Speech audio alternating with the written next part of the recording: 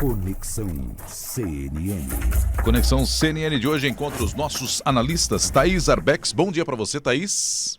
Bom dia, Nonato. Bom dia, Yuri. Bom dia a todos. Leandro está com a gente também? Leandro também. Bom dia, Leandro Bom Rezende. Bom dia, Leandro. Oi, Thaís. Bom dia, Nonato, Yuri. Nossos ouvintes aqui, bom dia para todos. Mas o Leandro parece estar dentro d'água, a gente vai refazer a ligação com ele. Tudo bem, Yuri Pita? Bom dia para você. Bom dia, Nonato, Thaís, ao Leandro daqui a pouquinho saindo das águas aí. Bom dia a quem nos acompanha nessa segunda-feira após eleições, Nonato. É o Rio de Janeiro. E a Larissa também, bom dia, Larissa. Tá aqui Bom dia, gente. Também. Bom dia. O que você destaca para a gente, Yuri, em relação a essa eleição municipal? Fechamos ontem o segundo turno, né, para 57 municípios. O que você traz de relevante aqui? O que a gente pode trazer como destaque para o nosso ouvinte? Vamos lá, Nonato. Fazendo um panorama geral, a gente até destacou isso, inclusive no site da CNN Brasil hoje. O PSDB sai com a maior população sob seus governos a partir de 1º de janeiro. No agregado geral, há mais de 34 milhões de habitantes em cidades que o PSDB governa, embora tenha diminuído o número de prefeituras na comparação com a eleição de 2016.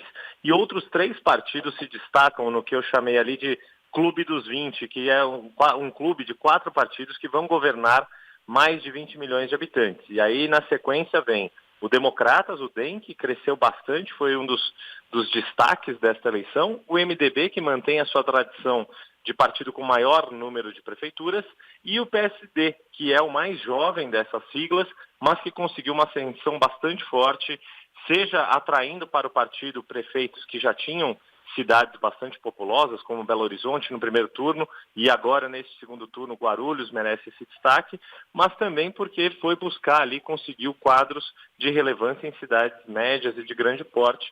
O PP, progressistas, embora tenha feito um número de partidos grande, alto, inclusive maior do que o PSD, não conseguiu cidades tão grandes em termos de população e em economia, são cidades menores do interior, mas também é um destaque importante. E claro, a derrocada aí do PT que fica muito evidente, a esquerda como um todo sai num tamanho menor, mas o PT é o que mais chama atenção, porque pela primeira vez, desde que o país voltou a ter eleições municipais diretas, escolheu diretamente seus prefeitos, é a primeira vez que o PT não elege um prefeito de capital, Nonato. Thaís, numa eleição em que hoje a gente conversava com os repórteres da CNN Brasil nas mais variadas praças, todos destacando o volume de abstenções, né? Um número muito elevado.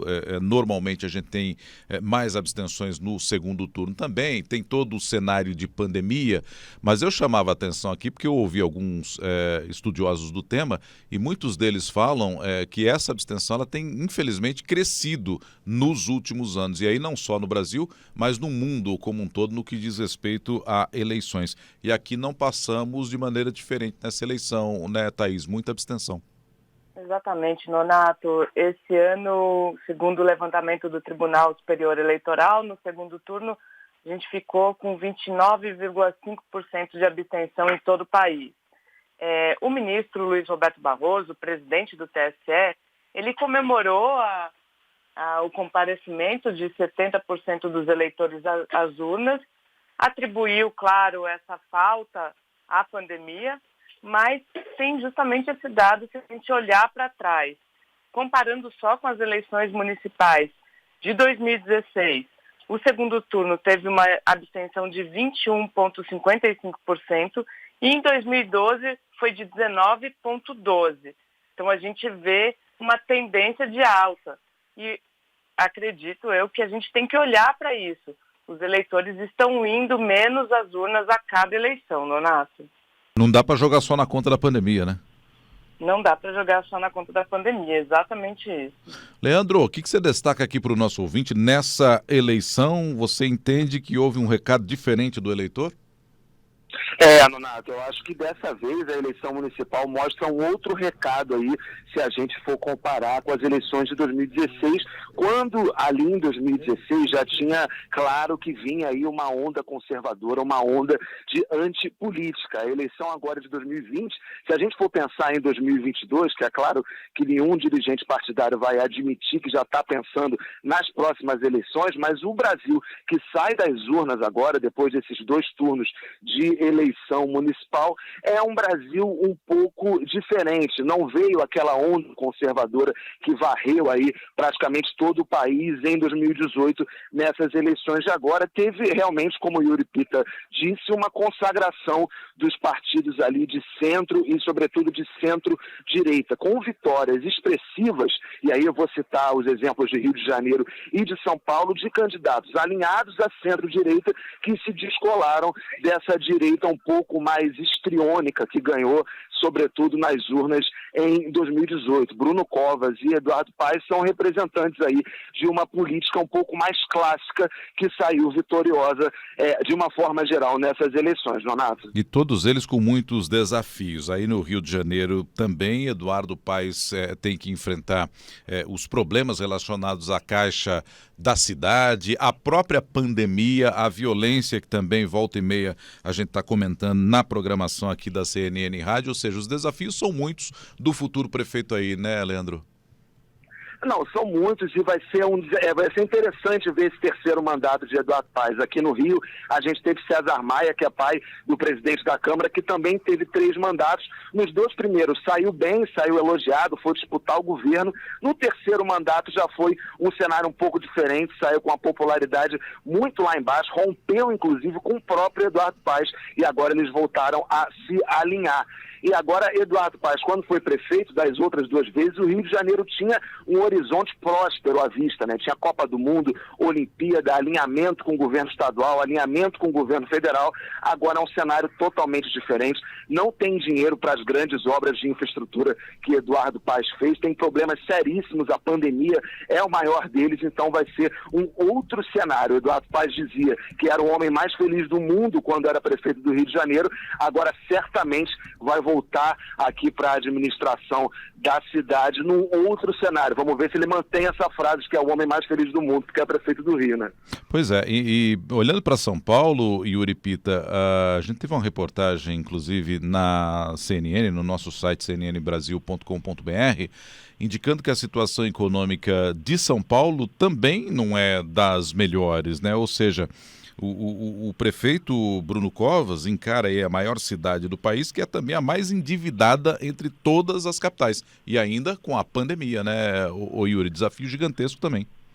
É verdade, Leonardo. São Paulo tem esse histórico aí de ter uma dívida muito alta também, porque tem um orçamento mais alto, tem uma capacidade de endividamento mais alta.